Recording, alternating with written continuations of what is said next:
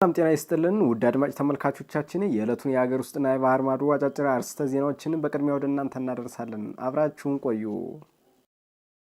በሰሜን ኢራቅ የሚገኘው የተፈጥሮ ጋዝ ማውጫ ስፍራ በድሮን ጥቃት ተመታ። በመቀሌ ዩኒቨርሲቲ አዲ ሀቂ አጥር ግቢው ዙሪያ ከባድ የቦምብ ድምጽ ፍንዳታ ማጋጠሙ ተገለጸ። የትራምፕ አስተዳደር ኤርትራ፣ ሶማሊያና ሱዳንን ጨምሮ የ19 ሀገራት ዜጎችን የመኖሪያና የሥራ ፈቃድ ሊመረምር ነው። በምስራቅ ወለጋ በታጣቂዎች ተፈጸመ በተባለ ጥቃት አንድ የኦሮሚያ ክልል አቃቢ ሕግ ሲገደል 3 አቃቢ ሕግ ታገቱ። በአማራ ክልል የተለያዩ አካባቢዎች ላይ ገቢ ለመሰብሰብ በሚል የተዘረጉ ኬላዎች በፍጥነት እንዲነሱ የክልሉ ገቢዎች ቢሮ ትዕዛዝ ሰጠ። በአሪዞና ከ159 ሺህ በላይ የጽሑፍ መልእክቶችን ለአንድ ግለሰብ የላከችው ሴት በወንጀል ተከሰሰች።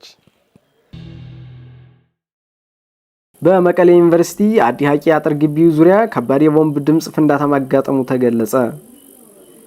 ትናንት ሐሙስ ህዳር 18 2018 ዓ.ም ከሌሊቱ 4:25 በመቀሌ ዩኒቨርሲቲ አዲ ሀቂ ግቢ አጥር ዙሪያ ከባድ የቦምብ ድምጽ ፍንዳታ ማጋጠሙ ተሰምቷል። ቲክቫ እንደዘገበው በቦምብ ፍንዳታው በሰው ህይወት ላይ ያጋጠመ አደጋ እንደሌለ የተገለጸ ሲሆን ፍንዳታው በነበሩበት አካባቢ ያሉ ቤቶች መስታወቶቻቸው መሰባበሩም ተገልጿል። ነዋሪዎቹ ፍንዳታው በእጅ የተጣለ ቦምብ ሳይሆን ለረጅም ጊዜ ተቀብሮ የቆየ ፈንጂ ሊሆን ይችላል የሚል አስተያየትም አጋርተዋል። የመቀሌ የሰላምና ጸጥታ ጽሕፈት ቤት ትናንት ምሽት ፍንዳታውን አስመልክቶ ለ104.4 ሬዲዮ የመቀሌ ኤፍኤም በሰጠው መረጃ ፍንዳታው ሆን ተብሎ ህዝብን ለመረበሽ የተፈጸመ ነው ብሏል። የድርጊቱን ፈጻሚዎች ማንነት እንደሚያጣራ የገለጸው ጽሕፈት ቤቱ ህዝቡ ድርጊቱን እንዲያወግዝ አስገንዝቧል። በአሪዞና ከ159 ሺህ በላይ የጽሑፍ መልእክቶችን ለአንድ ግለሰብ የላከችው ሴት በወንጀል ተከሰሰች። በአሜሪካ የአሪዞና ግዛት አንዲት ሴት በአንድ የፍቅር ጓደኝነት መተግበሪያ ወይም ዴቲንግ አፕ አማካኝነት ከተዋወቀችው ግለሰብ ጋር ለአጭር ጊዜ ከተገናኘች በኋላ ከ159 ሺህ በላይ የጽሑፍ መልእክቶችን በመላክ እና ህገወጥ ክትትል በመፈጸም በቁጥጥር ስር ዋለች። ይህ አስደንጋጭ ክስተት የዲጂታል ቴክኖሎጂ አጠቃቀም ወሰን ሲያጣና ወደ አባዜ ሲቀየር ምን ያህል አደገኛ እንደሆነ ማሳያም ሆኗል። ተጠርጣሪዋ ለግለሰቡ የምትልካቸው መልእክቶች መጀመሪያ ላይ የፍቅር መገለጫዎች የነበሩ ቢሆንም በፍጥነት ወደ ከፍተኛ ዛቻና ማስፈራሪያ የተቀየሩ መሆናቸውም ተገልጿል። ግለሰቡን በእጅጉ የረበሸው የጽሑፍ መልእክት ዶፍ የግለሰቡን የግል ህይወትና ሰላም በእጅጉ ያናጋ እንደነበርም የፖሊስ ሪፖርቶች ያመለክታሉ። ነገሩ የከፋ ደረጃ ላይ የደረሰው ሴትዮዋ የግለሰቡን ቤት ሰብራ በመግባት እሱ በሌለበት ጊዜ በመገኘቷ ነው። ፖሊስ በቁጥጥር ስር በዋላት ጊዜ እንደሰጠችው ቃል ከሆነ እሷና ተበዳይ ለአብሮነት የተፈጠሩ እንደሆኑ በጽኑ እንደምታምንም ተናግራለች። ይህ ንግግሯ ከእውነት የራቀና በከፍተኛ ባዜ የተሞላ የአእምሮ ውስጥ ሁኔታ እንደምትገኝ ያመላከተ ሲሆን ለተበዳዩ ደህንነትም ስጋት ፈጥሮ ነበር። ይህ ድራማዊ ክስተት ስለ አእምሮ ጤና ጉዳዮች፣ ስለ ዲጂታል ድንበሮች መከበርና ተራ የሚመስሉ የኦንላይን ትውውቆች ምን ያክል በፍጥነት ወደ አደገኛና አካላዊ ጥቃት ሊቀየሩ እንደሚችሉ አሳሳቢ የህዝብ ጥያቄዎችን አስነስቷል። ጉዳዩ በዘመናዊ የዲጂታል የፍቅር ግንኙነት ዓለም ውስጥ የሚስተዋለውን አደጋ እንደ ትልቅ ማሳያና ማስጠንቀቂያ ሆኖም እየተጠቀሰ ይገኛል። የመንግስት ሰራተኞች የጤና መድን ተጠቃሚ ሊሆኑ ነው። የመንግስት ሰራተኞች በቀጣዩ 2019 ዓ.ም የጤና መድን አገልግሎት ተጠቃሚ ይሆናሉ ተብሎ እንደሚጠበቅ የኢትዮጵያ ጤና መድን አገልግሎት አስታወቀ። የኢትዮጵያ ጤና መድን አገልግሎት ዋና ዳይሬክተር አቶ ተስፋዬ ወርቁ እንደገለጹት መደበኛ በሆኑ የሥራ መስኮች የተሰማሩ ዜጎች በጤና መድን አገልግሎት እንዲያገኙ ታስቦ የተዘጋጀው የማህበራዊ ጤና መድን አገልግሎት በአዋጅና በደንብ ከጸደቀ 14 ዓመታትን አስቆጥሯልም ብሏል።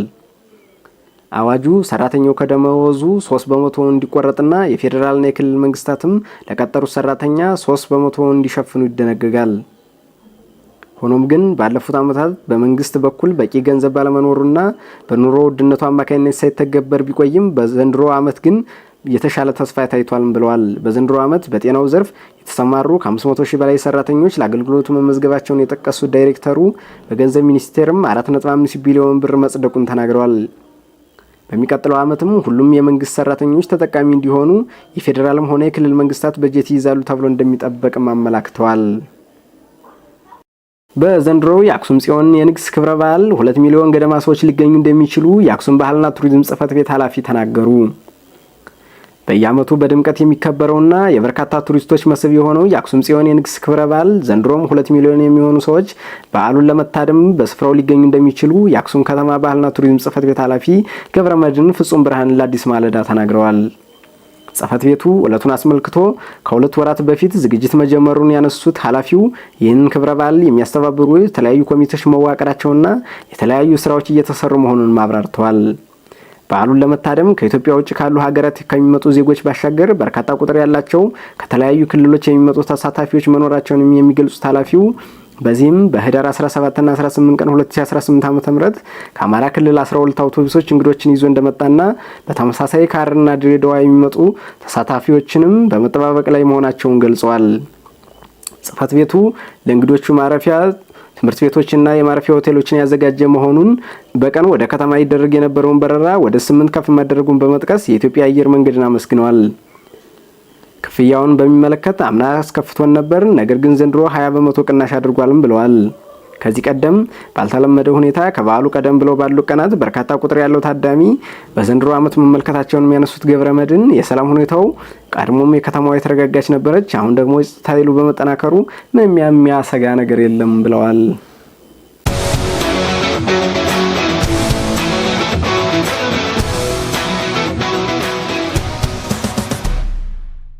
በአማራ ክልል የተለያዩ አካባቢዎች ላይ ገቢ ለመሰብሰብ በሚል የተዘረጉ ኬላዎች በፍጥነት እንዲነሱ የክልሉ ገቢዎች ቢሮ ትዕዛዝ ሰጠ። ይህን ትዕዛዝ ተላልፎ የተገኘ ማንኛውም የመንግስት አካል ላይ የጸጥታ ኃይሎች ለሚወስዱት እርምጃ ቢሮ ኃላፊነት የማይወስድ መሆኑን አስታውቋል።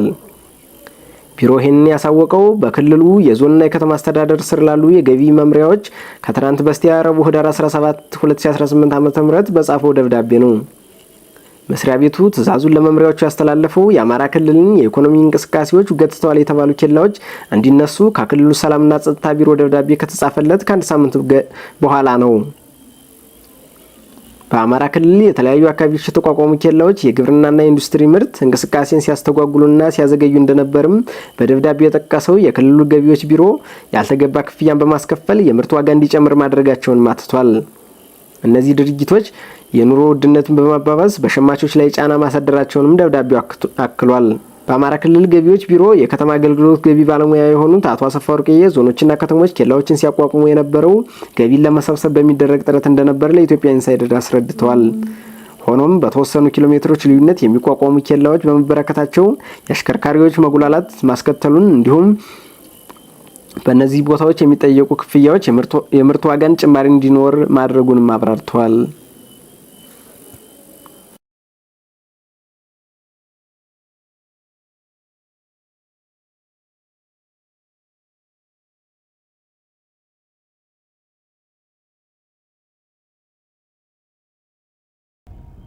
በኢራቅ ኮርሞር የተፈጥሮ ጋዝ ማውጫ ስፍራ ላይ በተፈጸመ የድሮን ጥቃት ተቋሙ ስራውን እንዲያቆም አስገድዶታል።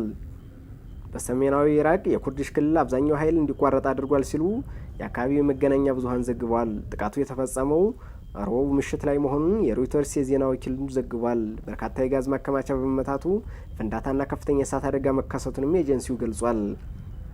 በሰው ህይወት ላይ የደረሰ ጉዳት የለም። የኢራቅ ማዕከላዊ ወታደራዊ አዛዥ የጋራ ዘመቻ ኮማንድ እንደገለጸው የጥቃቱ ትኩረት የክልሉን ደህንነትና ኢኮኖሚያዊ መረጋጋት ማስተጓጎል ይመስላልም ብሏል። እንደ አካባቢው ባለስልጣናት ገለጻ 8 በመቶ የክልሉ ኤሌክትሪክ ኃይል ፍርግርግ ተጎድቷል። በዚህም የተነሳ ከፊል ራስ ገዝ ክልል የኤሌክትሪክ ኃይል መቆራረጥንም አስከትሏል። ኮርሞር የተፈጥሮ ጋዝ ማውጫ በተባበሩት አረብ ኤሚሬትስ ኩባንያ ዳናጋዝ የሚተዳደር ሲሆን በሰሜን ኢራቅ ውስጥ በኩርኪክና በሱሌማኒያ ከተሞች መካከል ይገኛል። መሐንዲሶች የነዳጅ መሰረተ ልማቱን ለመጠገን ከ2 እስከ 3 ቀን እንደሚፈጅም ተናግረዋል። የኢራቅ መንግስትና ዳናጋዝ ደግሞ አደጋውን ለማጣራት አጣሪ ቡድኖችን ወደ ስፍራውም ልከዋል ተብሏል። የትራምፕ አስተዳደር ኤርትራ፣ ሶማሊያና ሱዳንን ጨምሮ የ19 ሀገራት ዜጎችን የመኖሪያና የስራ ፈቃድ ሊመረምር ነው። የትራምፕ አስተዳደር ኤርትራን ጨምሮ ከ19 ሀገራት ወደ አሜሪካ የገቡ በሁሉም ዜጎች የመኖሪያና የስራ ፈቃድ ላይ እንደገና ምርመራ ሊያደርግ ነው። የዩናይትድ ስቴትስ የዜግነትና የኢሚግሬሽን አገልግሎት ኃላፊ ጆሴፍ ኤርሎ እንዳሉት ፕሬዚዳንት ትራምፕ አሳሳቢ ከሆኑ ሀገራት የሚመጡ ስደተኞችን በሙሉ የእያንዳንዳቸውን የመኖሪያና የስራ ፈቃድ በጥብቅ እንደገና እንዲመረምሩ መመሪያ ሰጥተዋል። ቢቢሲ እነዚህ ሀገራት እነማንን እንደሚያካትት ሲጠየቅ ኤጀንሲው ዋይት ሀውስ በሰኔ ወር ያወጣውን መረጃም ጠቅሷል። እነዚህ ሀገራት ኤርትራ፣ ሶማሊያ፣ ሱዳን፣ ሊቢያና ዲሞክራቲክ ኮንጎን ጨምሮ አፍጋኒስታን፣ የመን፣ ኩባ፣ ሃይቲ፣ ኢራንና ቬኔዙዌላንም የሚያካትት ነው። ይህ ትዕዛዝ የተሰማው አንድ አፍጋኒስታናዊ ረቡዕ ዕለት በዋሽንግተን ዲሲ 2 የብሔራዊ ዘብ አባላት ላይ ተኩሶ ከባድ ጉዳት ካደረሰ በኋላ ነው። ተጠርጣሪው ወደ አሜሪካ በአውሮፓውያኑ 2021 የገባው ዩናይትድ ስቴትስ ከአፍጋኒስታን መውጣቷን ተከትሎ ለአፍጋኒስታን ልዩ የኢሚግሬሽን ጥበቃ በሚሰጥ ፕሮግራም ላይ ነው። በምስራቅ ወለጋ በታጣቂዎች ተፈጸመ በተባለ ጥቃት አንድ የኦሮሚያ ክልል አቃቢ ሕግ ሲገደል 3 አቃቢ ሕግ ታገቱ። በኦሮሚያ ክልል ምስራቅ ወለጋ ዞን በጅማ ወርዶ ወረዳ ከጅማ ወደ ነቀምቴ ለስራ በመጓዝ ላይ የነበሩ የኦሮሚያ ክልል አቃቢ ሕግ ላይ በታጣቂዎች በተፈጸመ ጥቃት አንድ አቃቢ ሕግ መገደሉና 3 ደግሞ ታግተው ያሉበት አለመታወቁ ተገለጸ። በኦሮሚያ ክልል አቃቢ ሕግ ማህበር ፕሬዝዳንት አቶ ታደሰ ንጉሴ ኢታና ለአዲስ ስታንዳርድ እንደገለጹት የኦሮሚያ ክልል አቃቢ ሕግ የሆኑት ነጋሴ ከበደ፣ አለማዩ መሰለ፣ አዲሱ ለገሰና ይርጋለም ምትኩ ለመንግስት ስራ ትናንት ህዳር 17 2018 ዓ.ም ከጅማ ከተማ ወደ ነቀምቴ በመጓዝ ላይ ሳሉ በምስራቅ ወለጋ ዞን በጅማ ወርዶ ወረዳ ሀራ በተባለች ቀበሌ ሲደርሱ ታጥቀው በጫካ ውስጥ በሚንቀሳቀሱ ቡድን በቁጥጥር ስር ውለዋል ተብሏል። ይህ ድርጊት ከሰዓት በኋላ 9 ሰዓት አካባቢ መከሰቱን የገለጹት አቶ ታደሰ ታጣቂዎቹ አቃቢ ሕጎቹን በቁጥጥር ስር ካዋሏቸው በኋላ አቃቢ ሕግ ነገሰ ከበደን በጥይት በመግደል የቀሩትን 3 አቃቢ ሕግ አግተው ወስደዋል ሲሉም ተናግረዋል። አቃቢ ሕግ ነገሰ ከበደ መገደላቸውም ተረጋግጧል። አስከሬናቸው ለቀብር ወደ ሱሉልታ ከተማ ተወስዷል። የቀሩ ሰዎች በምን ሁኔታ እንደሆኑ የት እንዳሉ አናውቅም በማለት የኦሮሚያ አቃቢ ሕግ ማህበር ፕሬዝዳንት አቶ ታደሰ ንጉሴ ኢታና ለአዲስ ስታንዳርድም ተናግረዋል።